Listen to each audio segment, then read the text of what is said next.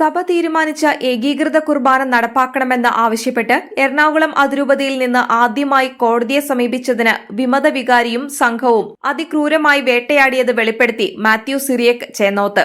ഭാര്യ ലതയുടെ വിയോഗത്തിന്റെ വേദനയിൽ സംസ്കാര ചടങ്ങുകൾക്ക് അനുമതി തേടി 8 മാസം മുൻപ് വികാരിയച്ഛനെ സമീപിച്ചപ്പോഴാണ് മൃതശരീരം വെച്ച് വിമത വികാരി വിലപേശിയതെന്ന് മാത്യു ചേന്നോത്ത് പറയുന്നു. ചേർത്തല കൊക്കോതമംഗലം പള്ളിയുടെ നിർമ്മാണത്തിന് 14 ലക്ഷം രൂപ സംഭാവന നൽകിയ തന്നെ വികാരി ഫാദർ സണ്ണി ഇരവിമംഗലം വട്ടം കറക്കിയെന്ന് മാത്യു ചേന്നോത്ത് ഹൃദയവ്യഥയോടെ പങ്കുവയ്ക്കുന്നു. ഏകീകൃത കുർബാനയ്ക്കായി മാത്യു ചേന്നോത്ത് ചേർത്തല മജിസ്ട്രേറ്റ് കോടതിയിൽ കേസ് കൊടുത്തിരുന്നു. ഈ കേസ് പിൻവലിക്കാതെ മാത്യുവിന്റെ ഭാര്യയുടെ സംസ്കാരത്തിന് അനുമതി നൽകില്ലെന്ന് വിമത വികാരി ഭീഷണിപ്പെടുത്തി. തുടർന്ന് സംസ്കാരത്തിന് അനുമതിക്കത്ത് നൽകാതെ 2 ദിവസം വലച്ചു. ഒടുവിൽ സഭയോടൊപ്പം നിൽക്കുന്ന വൈദികരുടെ ഇടപെടലാണ് പ്രശ്നത്തിന് പരിഹാരമായതെന്ന് മാത്യു നന്ദിയോടെ ഓർക്കുന്നു.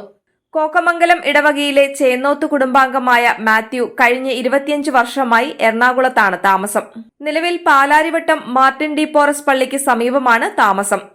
പാലാരിവട്ടം ഇടവകയുടെ അഡ്മിനിസ്ട്രേറ്ററായി ഫാദർ സക്കറിയാസ് പറനിലം ചുമതലയേറ്റ സന്തോഷത്തിലാണ് മാത്യു സിറിയക് ചേന്നോത്ത് വിമതരിൽ നിന്ന് തനിക്കുണ്ടായ ക്രൂരമായ പീഡനം പങ്കുവച്ചത്.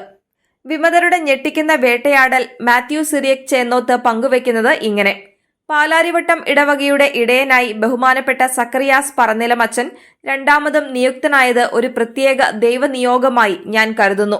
പള്ളിയുടെ 500 മീറ്റർ അടുത്ത് താമസിക്കുന്ന ഞാൻ ഇടവകക്കാരനല്ലെങ്കിലും 2.5 വർഷമായി എന്നും തോപ്പിൽ പള്ളിയിലാണ് സഭ നിർദ്ദേശിച്ച് ദിവ്യബലി അർപ്പിക്കാൻ പോകുന്നത്. കഴിഞ്ഞ ഫെബ്രുവരി 15-ന് ആകസ്മികമായ എന്റെ ഭാര്യ ലതയുടെ വിയോഗത്തിൽ സംസ്കാര ചടങ്ങുകൾക്കുള്ള എല്ലാ ക്രമീകരണങ്ങളും ഒരു വാട്സാപ്പ് മെസ്സേജിലൂടെയുള്ള എന്റെ അപേക്ഷ മാനിച്ച് തോപ്പിൽ പള്ളി വികാരി ബഹുമാനപ്പെട്ട സൈമൺ പള്ളുപേട്ട അച്ഛനും ബഹുമാനപ്പെട്ട സെലസ്റ്റിൻ ഇഞ്ചക്കൽ അച്ഛനും കൂടി ചെയ്തു തന്നത് വളരെ നന്ദിയോടെ സ്മരിക്കുന്നു. എന്നാൽ എന്റെ മാതൃ ഇടവകയായ കോക്കമംഗലം സെയിന്റ് തോമസ് പള്ളിയിൽ നിന്നും ആയതിന് തടസ്സമില്ലെന്നുള്ള ഒരു കത്ത് തരുന്നതിന് അവിടുത്തെ വിമത വികാരി ഫാദർ സണ്ണി ഇരവിമംഗലം 2 ദിവസം താമസിപ്പിച്ചു.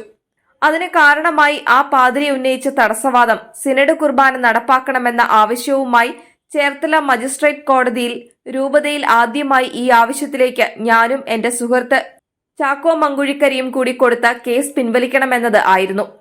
എത്ര ദിവസം സംസ്കാര ചടങ്ങുകൾ നീണ്ടാലും ഞാൻ അതിന് വഴങ്ങുകയില്ലെന്നുള്ള ഉറച്ച നിലപാടിനൊടുവിൽ 2-ാം ദിവസമാണ് എനിക്ക് കത്ത് തന്നതും സംസ്കാരം തോപ്പിൽ പള്ളിയിൽ നടത്തിയതും.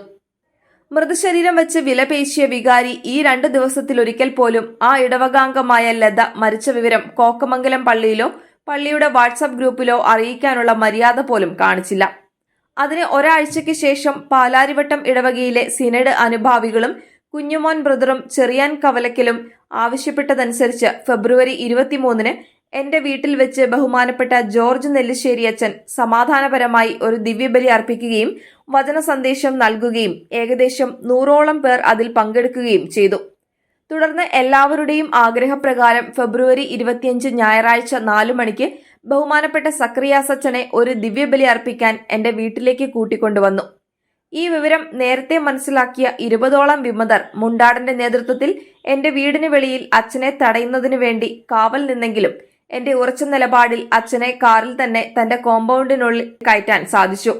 തുടർന്ന് മുണ്ടാടനും മറ്റു 2 പേർക്കും മാത്രം അച്ഛന്റെ ആഗ്രഹപ്രകാരം എന്റെ അനുവാദത്തോടെ വീടിനുള്ളിൽ വെച്ച് അച്ഛനോട് സംസാരിക്കാൻ അനുവാദം കൊടുത്തു. അന്ന് വീട്ടിൽ കുർബാനയോ പ്രാർത്ഥനയോ വീട് വെഞ്ചരിപ്പോ നടത്തരുത് എന്ന അവരുടെ ഭീഷണിക്ക് അച്ഛൻ വഴങ്ങിയില്ല. എന്നാൽ ലതയുടെ മരണം കഴിഞ്ഞ് ഒരാഴ്ച മാത്രമായതിനാൽ വീട്ടിൽ കുർബാനയ്ക്ക് വേണ്ടി ഒരു വഴക്കു വേണ്ട എന്ന എന്റെ മക്കളുടെ ആഗ്രഹപ്രകാരം കുർബാന ഒഴികെ ഒപ്പീസും വചന സന്ദേശവും വീട് വെഞ്ചരിപ്പും കഴിഞ്ഞ് 7 മണിയോടെയാണ് അച്ഛൻ തിരിച്ചുപോയത്. അന്ന് അച്ഛന്റെ ബലിയർപ്പണത്തിന് തടസ്സം നിന്ന വിമതർക്കുള്ള മറുപടിയായിട്ടാണ് ബഹുമാനപ്പെട്ട സക്കറിയാസ് അച്ഛന്റെ പുതിയ നിയമനമെന്ന് ഞാൻ ഉറച്ചു വിശ്വസിക്കുന്നു.